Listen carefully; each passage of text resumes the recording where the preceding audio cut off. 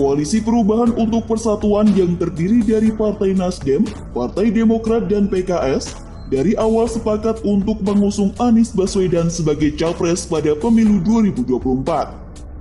Namun, hingga kini KPP belum juga menyepakati nama yang akan diusung sebagai bakal cawapres Anies Baswedan.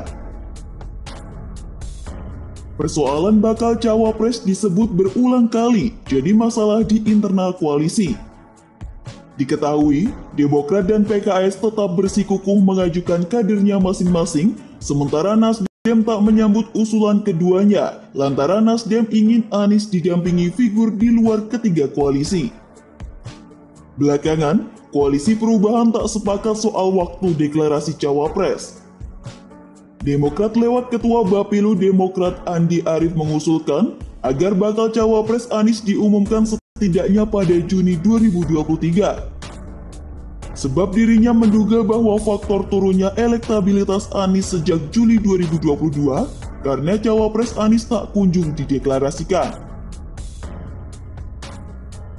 Dalam survei indikator politik Indonesia terbaru, elektabilitas Anies secara berturut-turut mengalami penurunan.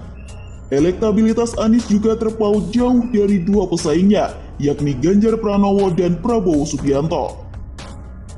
Terkait masalah ini, Nasdem tak sejalan dengan Demokrat. Ketua DPP Partai Nasdem, Taufik Basari, menyatakan deklarasi cawapres untuk Anies tak bisa dipatok oleh waktu. Ia menjelaskan pengumuman cawapres harus memperhatikan dinamika politik yang terus berubah dan dinamis.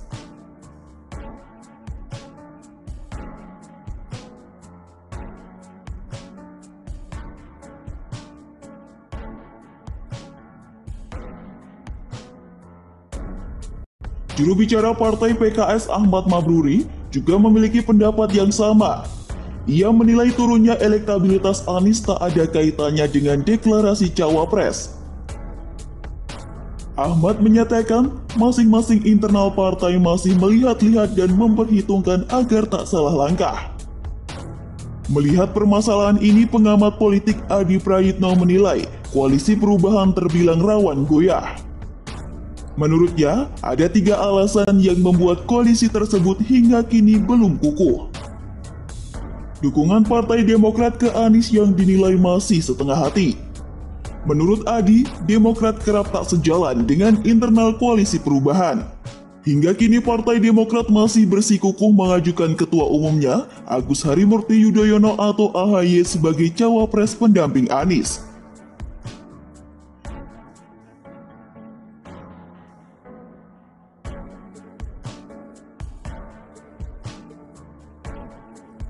Menurut Adi, Demokrat belum all out memperjuangkan Anies sebagai capres. Adi menduga masih ada keraguan di internal Demokrat lantaran bakal cawapres Anies belum juga diputuskan hingga kini. Selain itu, Adi juga menilai Koalisi Perubahan lambat dalam memanaskan mesin politik mereka menuju pemilu 2024.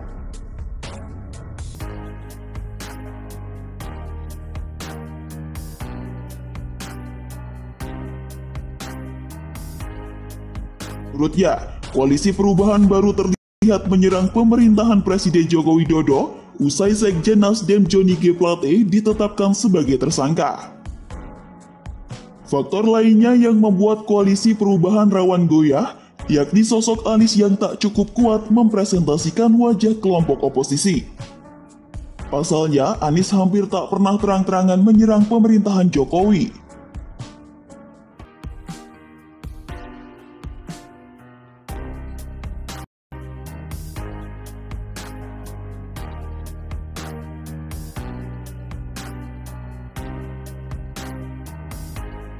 Menilai pada pemilu presiden 2024, Anies butuh sosok cawapres yang lebih kuat dalam merepresentasikan wajah oposisi.